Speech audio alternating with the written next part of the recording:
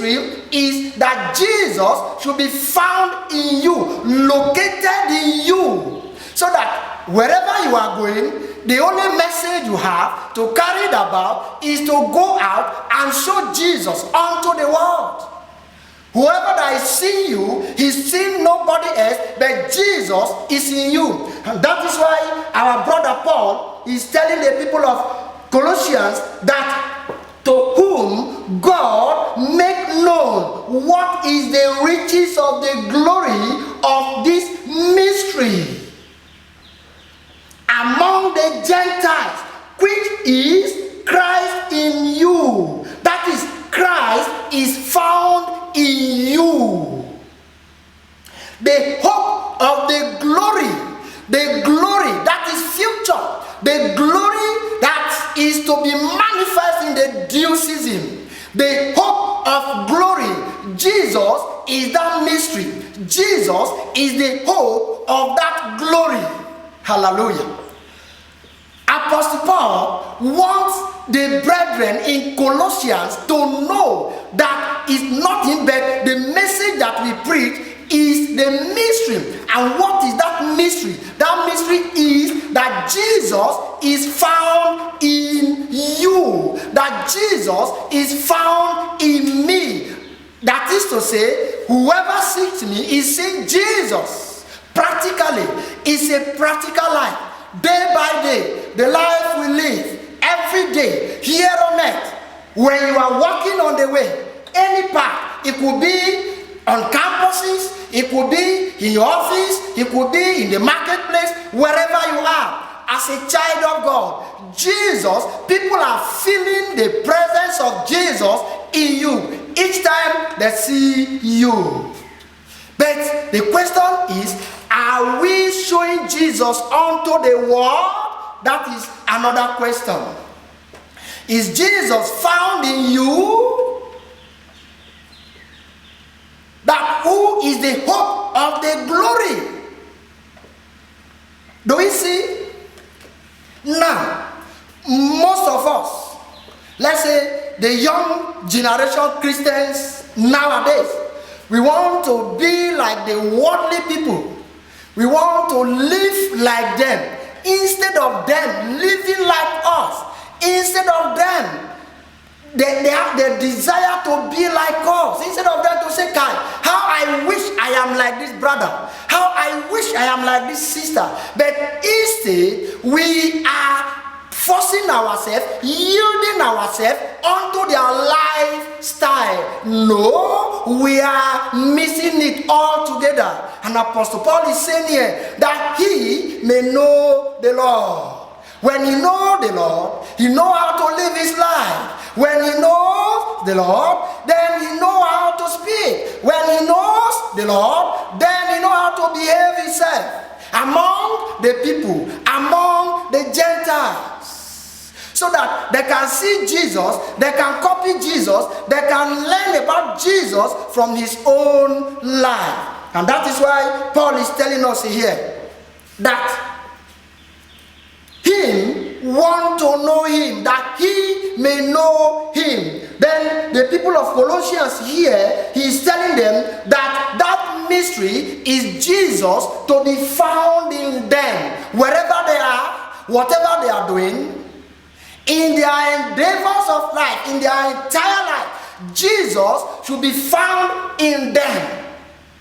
The unbelievers, the drunkards, the prostitute, whoever, it can be any kind, the cultist, anybody, the person will come to you and ask you, sister, please tell me, why are you like this? Then you can now open your mouth to tell the person the mystery, the secret behind your being like that. Because Jesus is in this container you are seeing. You and I, we are container, just like all these containers that I used to carry all these goods, to transport them from one state to another. There is a goods in the container, but the container is moving alongside with the goods. So whoever sees the truck that is passing, even the policemen on the highway, they know that that truck that is coming with a goods. So also, as a child of God, this our body is a container where Jesus is located, where Jesus is seated, where Jesus is rooted, so that wherever we are going, as we are walking on the way, we show to the kingdom of darkness that there is a light in this container. Is your light shining? Is my light shining? Or we use something to cover our life just for the moment of the little gain that we have, that will not last forever. It's just like a traction, something that will come and go, that doesn't stay, that doesn't last. Just to make some small money, we cover our life for that moment. When we go away from there, then we unveil the light. Then we proclaim ourselves that we are Christians. No doubt we are Christians, but be mindful of the life you live. If you know Him, if you know Jesus, then the world, even Satan himself, can testify that no. As for this brother, as for this sister, as for this mother, as for this father, it's a no-go area. Don't we know? In the kingdom of darkness, they have satellites that they monitor the whole world, the activities of mankind. They know who belongs to the kingdom of light, who belongs to the kingdom of darkness.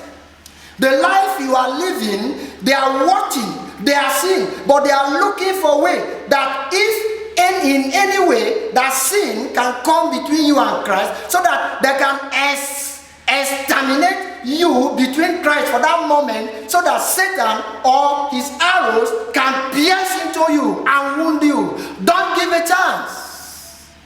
When we know Him, as we are aspiring to know Him, that will make us to yield ourselves completely unto this man. As we aspire to know Him, that will make us to humble ourselves unto this man, so that He can reveal Himself to us.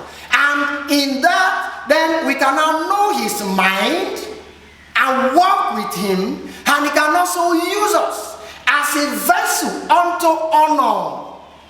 And that is why Paul is telling our brothers or brethren in Colossians that mystery, what God is looking for, He wants Jesus to be found in you. So also, brethren, wherever you are, you could be in the Europeans, in the Asians, anywhere, but no, as a child of God, what Jesus is looking for, He wants you to carry Him all the days of your life, so that you can tell the whole world, I have no secret, I have nothing else, but only thing I have, that is my treasure, that is more than even the whole universe, is Jesus in this container. That is why we heard of our brethren, that is the young Hebrew boys, Daniel, Mishael, Azariah, and in the land of Babylon, they were there. These people, they are not there with their parents. None of them. They are eunuch in the province of Nebuchadnezzar, king of Babylon. But when he gives a law, a decree, he placed an image. He wants the whole world to bow to fall before his image. That is, indirectly, Nebuchadnezzar is placing himself in the place of God, showcasing himself that he is the God of the whole universe, that people should bow down unto him. But for these three children, Shadrach, Meshach, and Abednego, they say, no, we will not bow down unto this your image. When you are being confronted with such, what will you do? Just like these three kids, their father was not there, their mother was not there, their siblings, nobody. No trace. They are slaves in another man's land. But they have the guts. They have the faith. They say, no, even though if nobody will come with us, we will never deny our God. We will tell the whole world, even you, the king, and even Satan will not bow down unto this image. It's nothing before us. When Nebuchadnezzar tried, but my Bible tells me he failed. Himself, he bowed down unto the God of Shadrach, Meshach, and Abednego. Begin to praise him, saying there is none like him. There is none like him. When they were tested in his fire, then the Bible says, fire have no power over them. That is the God we believe. And that is the God that Apostle Paul said he wants to know him. When you know God, that is his power, his glory is found in him, is located in him. When you know him, then you know how to go about him. When you know him, then you have the authority of the apostle, the authority of the man of God. When you speak, even Satan will bow down for you, because he knows that you know your right. You must know him. Knowing him is for our benefit. Knowing him is for our good. Knowing him is a great achievement in the life of a child of God. Without knowing this man, then our journey can never go straight here on earth. Without knowing Jesus, then we'll have a lot of challenges here on earth. We'll fall down today, tomorrow we rise, next tomorrow we fall down, we keep on falling and stand up, falling and standing for no. But when you know him, then you can be able to stand. You can be uprooted in him. Whatever that is coming does not glorify God. If you know that when you do it, God will not be happy with you, then from the knowledge of Jesus that you have, you will say no to some certain things. It could be position, it could be money, it could be anything. You will say no, this is not of God. Because before it comes, the Holy Spirit will reveal what is about to happen in the nearest minute of future unto you. And when the opportunity presents itself, then you will smile at the opportunity that the whole world is clamoring for, that people are killing themselves for. Then you will smile to the opportunity and say, opportunity, you miss the road, because you know him. Paul said, that I may know him.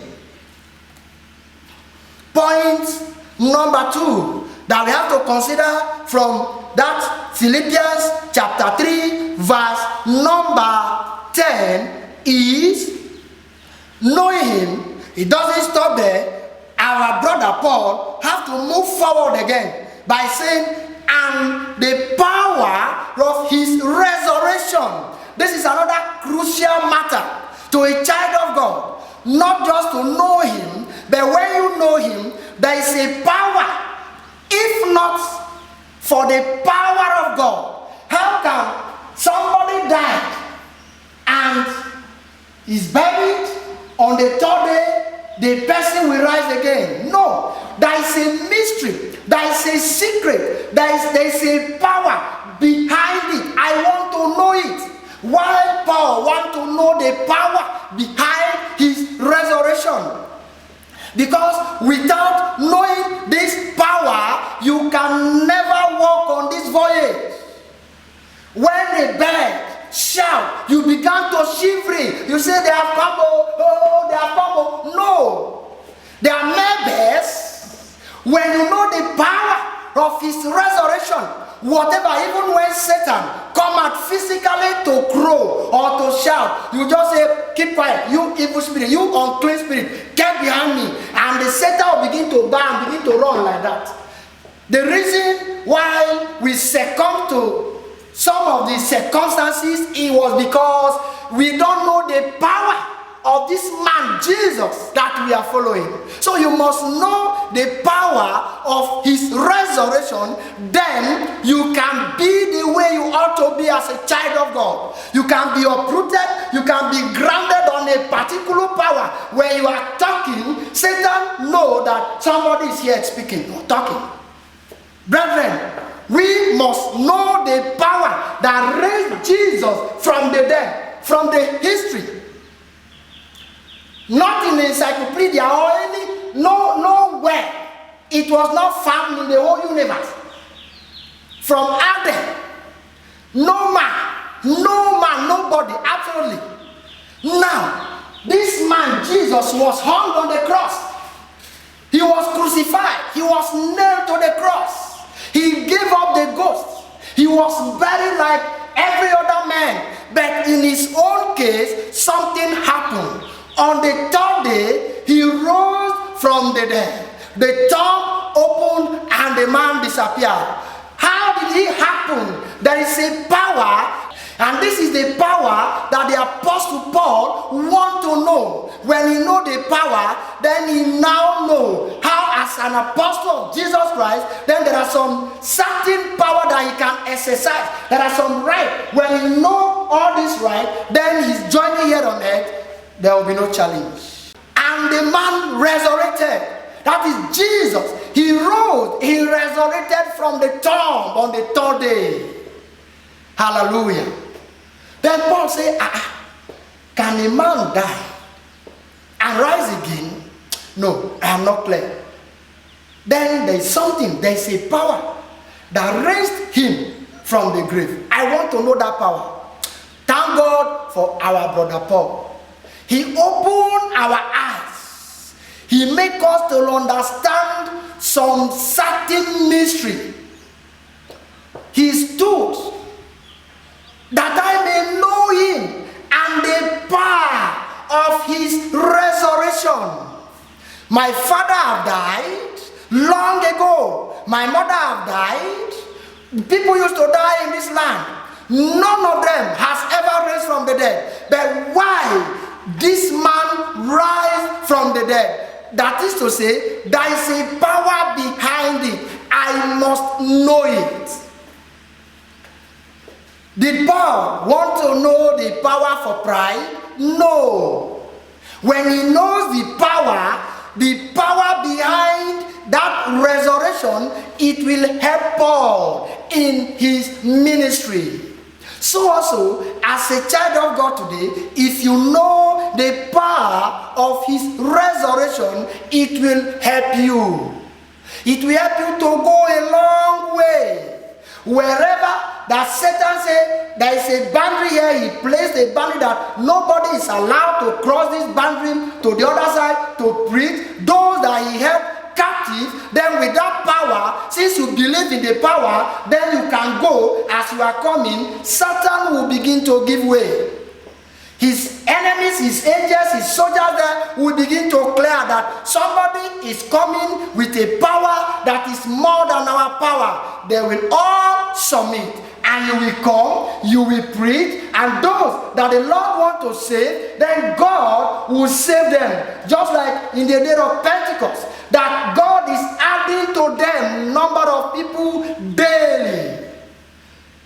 Without this power, the efficacy of our gospel will not be there, will be missing. We must know this power.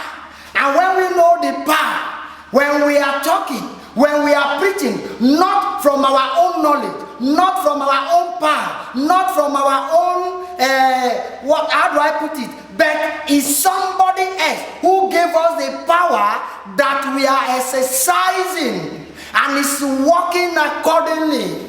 He's working according to order. We must know the power of God. When the three friends of Daniel know the God they serve, they trusted, they believed in him, they know his power, he saved them from the flame or from the wrath of Nebuchadnezzar. Even though when they are thrown into the fire, Bible says Jesus came down to be with them in the fire, to quench the power of that fire as if is a cold water. We need to know this power. And that is why the apostle said that, and the power of his resurrection, the power that raised the Lord from the dead, is set forth in Scripture as the greatest display of might which the universe has ever seen. And that will take us to Ephesians chapter 1, verse number 19 to 20.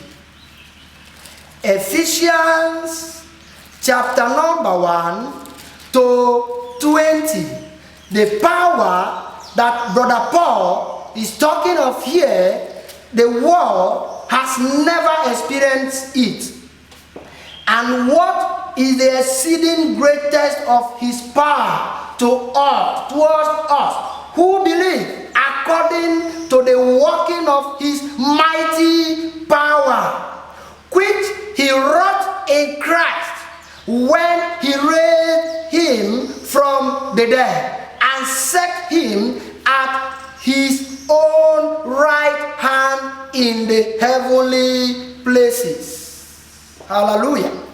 Heavenly places in the right hand of God is also speaking about power also. Power, the power that raised Jesus from the dead, is a power from the beginning of the world, or from the foundation of the world till this time. The world has never experienced it. And that is why Brother Paul said he wants to know that power. No, I must know the power. I must know the power. Power. Power. It would seem as if all the hosts of evil were determined to keep his body in the tomb. Yes. These people, Satan know that if Jesus rises, something greater will happen to his kingdom. Disasters will happen to his kingdom. He is making all the possible effort that Jesus should be sealed and nobody will hear anything about Jesus. If Jesus did not rise, then there will be nothing like gospel. There will be no salvation unto mankind. So God knows that the sacrifice that his son Jesus went to the cross of Calvary to pay, without the resurrection of his son, then the sacrifice is not accepted, which means devil has defeated in the battle. Then God has to raise his son to life as a symbol of the acceptance of the sacrifice. The Paul said, no, I must know it. Even the host of the devil, they are planning, they came into an agreement that will do all the possible means of effort to make sure he didn't rise. He will rot there and nobody will hear anything about Jesus. And there will be nothing like gospel, because this gospel is a power unto salvation to those that have received him. There is nothing to them that are perishing. And that is why devil will not allow us to preach the gospel. When the gospel is clearly preached, people will receive it. When the gospel is clearly preached, there is a power that is attached to that gospel, that the gospel will penetrate even into the marrows of human beings. And that will take us to Psalm 41, verse number 7 to number 10. Psalm 41, to see they conspired against Jesus, that he will die, he will not raise again. But there is a power that is more than their own power that is invisible, power that no human being, no spirit can understand it except God the Father, God the Son, and God the Holy Spirit. So even though they conspired, when the time reached, Bible says he rose from the dead. Psalm 41, verse number 7 to number 10. All that hate me whisper together against me, do they devise my heart.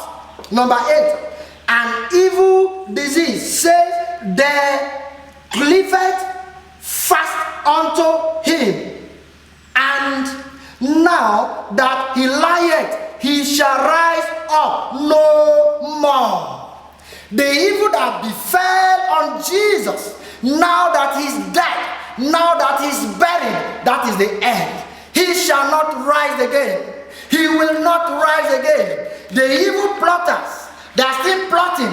They are clapping their hands. They are saying, if this man, as he's lying there now, he will not rise again. But let us see what will happen. Number 9, yea, my own familiar friend in whom I trusted, which did eat of my bread, hath lifted up his heel against me.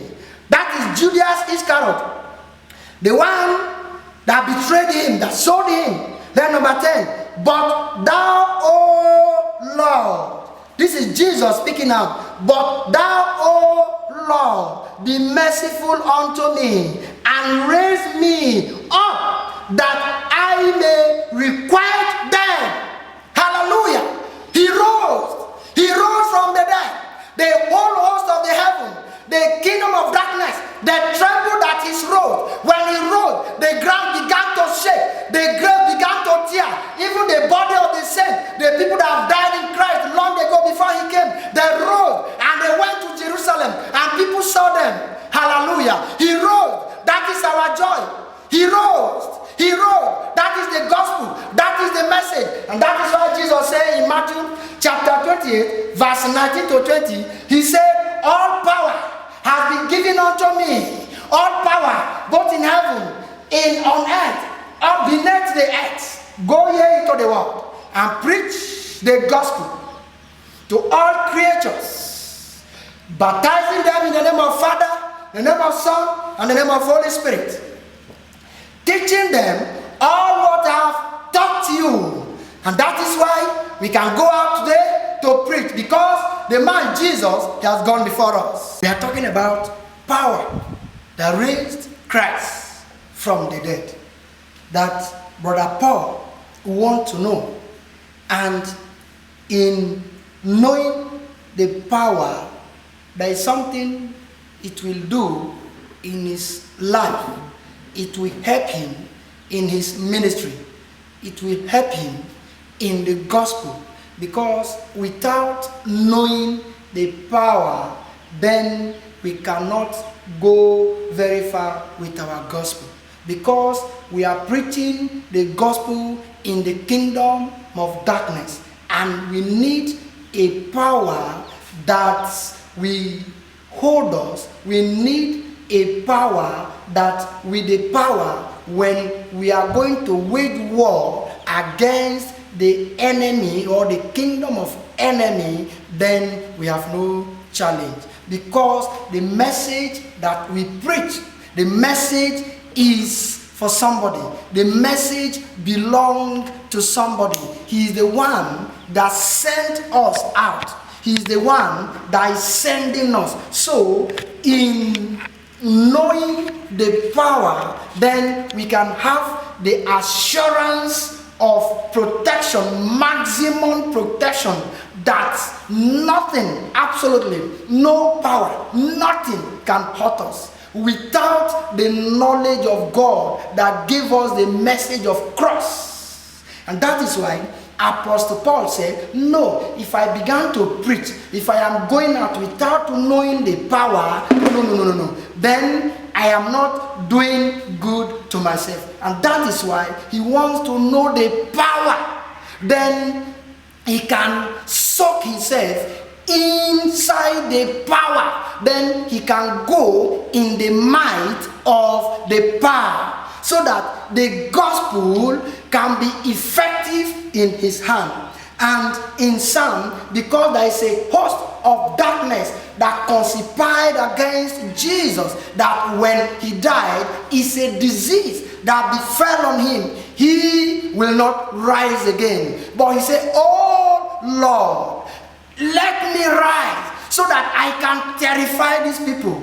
Then God hearkened unto his voice, his prayers, and he rose him from the dead. And that is where we read in Psalm 41, verse number 7 to number 10. God's mighty power defeated this infernal army by raising the Lord Jesus from the dead on the third day. Hallelujah. Come to think of it, what will happen to the kingdom of darkness? Let's say this is one practical example. Just like Arsenal, or let me say no, not Arsenal. Let's say Barcelona and what is this club? And PSG. They are playing a championship, and they have final match. Now they place the cup. The whole world are watching. The fans of Barcelona and the fans of PSG. Neymar is showcasing himself, say, "I must carry this cup." And Messi say, "I must carry this cup." So now, all of them, this one want to carry the cup, this one want to carry the cup, and they come to the stage. And the center referee blow whistle, and they pass the ball, and they give them 90 minutes. Now, the coach of one side and the coach of the other side, both of them, all of them, they are eyeing the cup. This one wants to carry the cup, the other one wants to carry the cup. As they are playing, in the mind of the team of Barca, they say they will be the winner. They will emerge as a winner that day. Then also to PSG, as they are playing, you discover that Messi scored one goal. Then the fans will begin to jubilate. Yeah. Then you hear this one say, "I told you, Barca will win." This one say, "No, they will equalize." Then as they keep on playing, then PSG, they equalize the goal. That is 1-1. They are playing. Again, Messi scored another goal. They say that is 2-1 until maybe first half is over. And the rest of 15 minutes, they come back again. Then they started playing. The match entered 75 minutes until maybe 88 minutes. They are still on 2-1, 2 against PSG. Then they are playing. You discover that at that point, because this is a crucial, a critical time now, that nobody is resting. Both the keeper, the player, the defender, the center, all of them, number 10, number 7, everybody are active. They are playing with all the might, so that they will listen to the final whistle from the center referee. As they are playing, the fans, they are looking at the time, say until it enter 90 minutes on the dot. Then maybe the referee add extra 3 minutes or 5 minutes thereabout. Then they started playing again. Bidi. You see, they are very serious. Then you see, all of a sudden, Neymar will pick the ball, back. Just want to score. You hear the commentator, he's going Neymar. Then Neymar will play it over the ball and say, "Oh." Then maybe 2 minutes to the extra time. They are playing. Messi is serious. Neymar is serious. All of them, they are serious. They are playing until you hear the final whistle. Then you discover that the Barca, they win or they won the day. And you will see that some of the players from the PSG, maybe like Neymar, they will tear their jersey and they will begin to cry, to roll on the ground because they lose the match, the championship. That is just a race of the world that have nothing to do with eternity. It's just a glory of the world, a vain glory of the world, just a shadow, a cup. that they will win. After another year again, they will bring it out. Another team again will carry it. But now, Satan, the kingdom of Satan, they are watching to see if Jesus will rise again. Then the kingdom of heaven, the host of heaven, they are watching, they are waiting that on the third day, this man will rise. But the other kingdom, the kingdom of darkness, they conspire, they are jubilating, they are celebrating that yes, Jesus is there. There's no hope for the believers again. To us, to the apostles, to the disciples, to Peter and the rest of his disciples, then they lost their hope. They have no hope again, as if Jesus will not rise again. And that is why Apostle Paul said, Peter said, I go back to fishing since this man that we follow is dead. No more hope. So let me go back to my business that I used to do before. He has forgotten what Jesus told them when he was alive. He said, Peter, if I die, let you, all the apostles, go before me to Galilee. I will catch up with you there. But they have forgotten all the statements from their master. And that is why Peter lost his hope. Say, no hope again. Let me go back to my fishing. But on the third day, he rose. When he was about to rise, then the ground began to shake. There was a great earthquake. Wah, wah, wah, wah, wah, wah, wah. He rose. The ground opened mouth. There is a power that raised him from the dead. He resurrected. Then in the kingdom of darkness, there is a silence. Even Satan himself, he cannot open his mouth. A big shame on him is a slap on his face. I lost the battle, just like PSG lost out to Barca in that championship.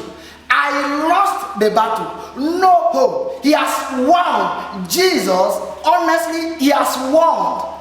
And he will continue to win till eternity. Let us enthrone him. He is the king, a king forever. He is the Messiah. He is Emmanuel. He is Jesus. He is Jehovah, Yahweh. He raised. And that is why Brother Paul said he wants to know that power. When he know that power, then him also we abide in the power, we walk in the power, and the gospel will be effective. This same power is placed at the disposal of all believers to be appropriated by faith. Paul is stating his ambition to experience this power in his life and testimony. And that is why when Paul knows the power, then we have a record in Acts of Apostles that when Paul was preaching, people are bringing the feeble, the sick, the weak from all over the country to him to lay his hand on them and heal them. Now, since Paul cannot go to every place, he cannot be there and be here at the same time, then people came to Paul to use their hanky to rub on the sweat of his body to touch the sick, and the sick recover. That is the power that Paul clamored to know. That is the power that Paul says, I must know that power. What about you and I? Have you known the power of his resurrection? If you have known the power, then what are you doing with the power? How are you living your life? What are you living for? What are you doing with your life? Are you living a life worth emulating when you die? When you are no more, what will people talk about? What will people say about you? As for Brother Paul, he said he wants to know the power, and he knows the power, and we are discussing it now. What about you? What will people discuss about you when you are no more? Check your life and see. See how loosed you are as a child of God. You live as if you are not living. Just because of the attraction of the world, attraction of material things, make some of us to lose focus, And that is why we cannot open our mouth on campuses to tell our fellow students that Jesus died for you, Jesus loves you, Jesus will come again, Jesus is the Savior of the whole world. In Acts of Apostles, chapter 4, verse number 12, the Bible says, under heaven, under the sun, and beneath the earth, there is no name given under the sun that man can be saved except that name. Who is that name, and what is that name? Is Jesus. And that is why people are not preaching the gospel today. They are living for themselves. Look at the way we are living. So tattered as if we are not saved. We are saved. Because the reason is because we have not felt the power of the resurrection. For you to be effective in the ministry, for you to be useful in the ministry, you must experience the power, the touch of the power.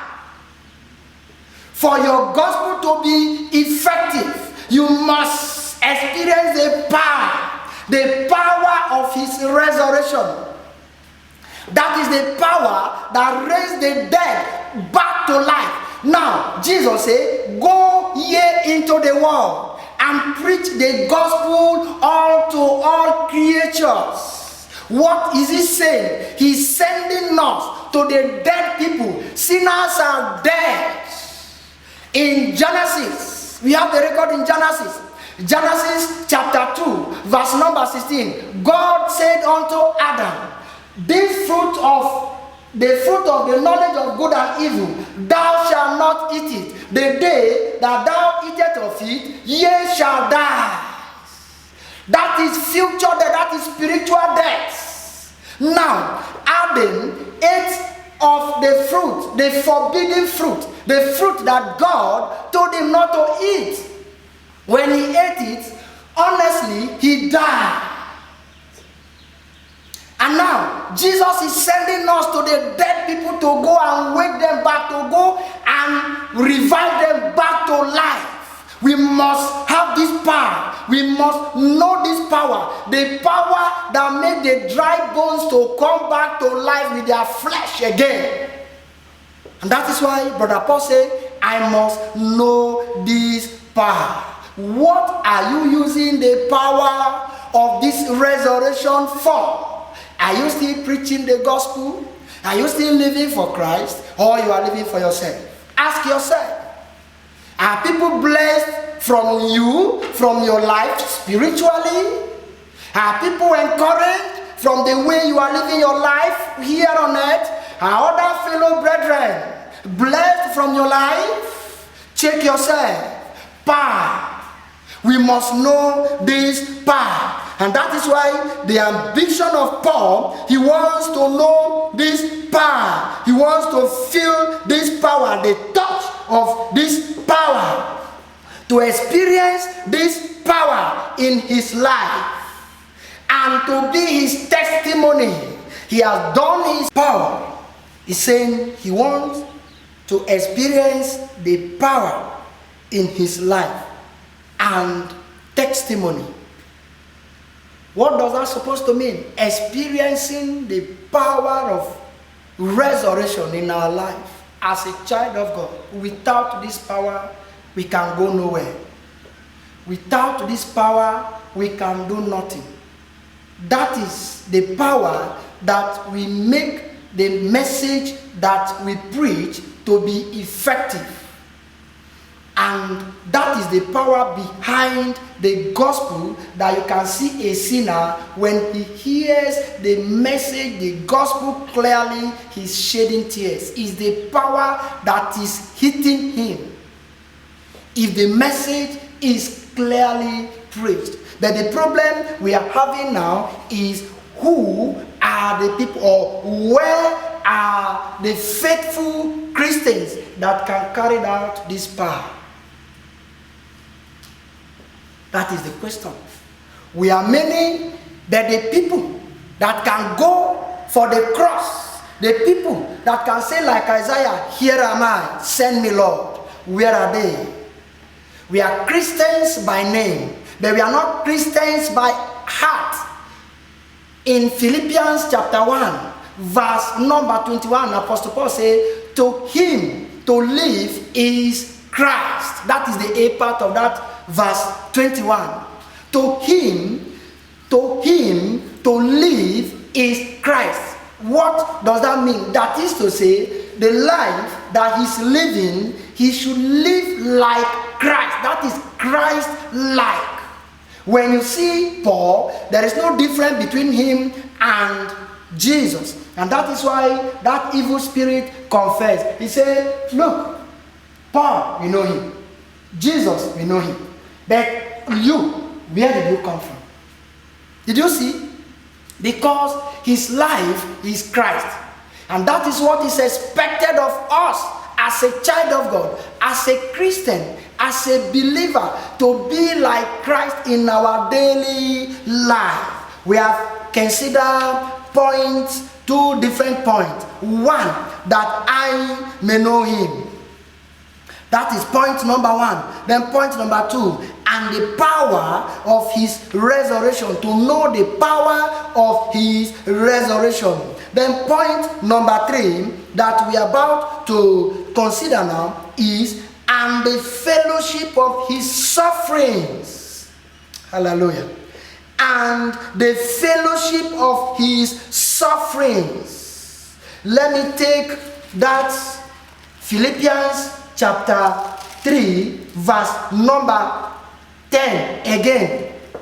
That I may know him and the power of his resurrection and the fellowship of his sufferings, being made conformable unto his death. That is the point number 3 that we want to consider now. And the fellowship of his sufferings. What is the meaning of that? The fellowship of his suffering. How can we have fellowship with him in his suffering? That is to say, it takes divine strength to suffer for Christ. That is why the power of his resurrection is put before the fellowship of his sufferings. Do we understand that now? Without knowing the power, without having that power, there is no way we can have the fellowship of his suffering. There is no way we can suffer with Christ without feeling that power. We must feel the power before the fellowship of his suffering. That is, anything that is coming onto your way as a child of God, it could be tribulation, it could be famine, it could be peril, in any form, any way, it could be illness. Once you have the power, you experience the power, then you can withstand, you can be able to stand in any suffering that is coming onto you as a child of God. Then the testimony of Jesus Christ will be cleared in your body. And people will have salvation through you. And that is why Paul says, I want to know him. If I know him, it doesn't stop there. I want to know the power of his resurrection. And if I know the power, if I have the power in me, then the next point is me now to have the fellowship with him in his suffering, even though that Jesus is dead and raised. We must have that power. It takes the divine strength to suffer for Christ. That is why the power of his resurrection is put before the fellowship of his sufferings. In the life of the Lord, suffering preceded glory. Because without this suffering, there will be no glory. And that is why in the life of Christ, suffering preceded, that is to say, suffering is more than that glory, because it's the suffering that will bring about the glory. If you don't suffer, there is no way that you will enjoy. And that is why Apostle Paul here is saying he wants to suffer like Christ, so that he can enjoy the glory, the future glory, that hope that is coming, that he can enjoy it. For him to enjoy it, he wants to suffer like Christ, so that when he comes there, then Jesus can say, welcome my faithful servants. Paul said he wants to suffer with Christ before he can enjoy that glory. And in the life of the Lord, suffering preceded glory. So then, it must be in the life of Paul. He must share Christ's sufferings. What does that mean? As a Christian, some of us, even by mere thought, some of us are buffeted. We are discouraged. No, nobody can talk to me like that. Is it because of the gospel? Is it because of this? No, gospel is not because of.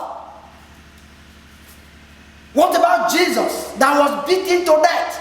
Bible says he was hung on the cross. He was nailed to the cross. He was pierced in his side. Blood gushed out of his side just for mankind. But he handed over himself, he submit himself to the right judge. He undergone all this suffering for you and I, for our salvation to be guaranteed. So you can receive insult for Christ's sake. When people are mocking you, count it all joy. If they are insulting you, count it all joy. Whatever that happens to you in the course of this gospel, take it. It's one of the things. We must suffer with Christ for us to enjoy the glory with him on the last day. We must suffer with Christ.